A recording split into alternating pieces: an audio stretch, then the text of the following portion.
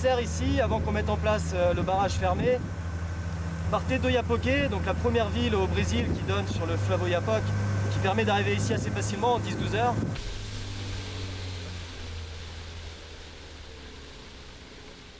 Donc ici, on est sur le fleuve Apuag, déjà dans un premier temps.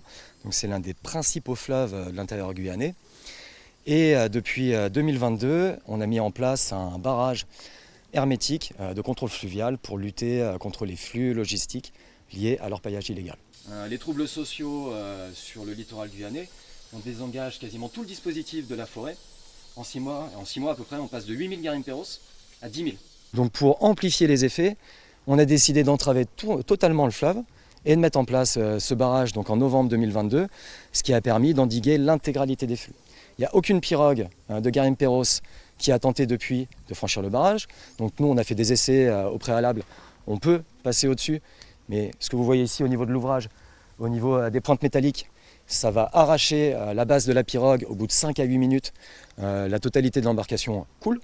Donc ça, aucun garimperos n'a tenté de le faire. Ça ne veut pas dire qu'il n'y a pas d'activité au milieu, puisque au milieu transite la logistique via les cours d'eau que je vous ai présentés juste avant. Comment patrouillent les légionnaires, quelles sont les différentes spécialités et comment ils mettent en œuvre leur mission? Ça reste une mission qui n'est pas dénuée totalement de risques, comme l'a malheureusement prouvé le décès du Major Blanc l'année dernière, dans la zone de Dorlin, qui est beaucoup plus active et avec beaucoup plus de délinquance et d'armes sur place. Dans notre zone, on a la chance de ne pas avoir d'affrontements réels.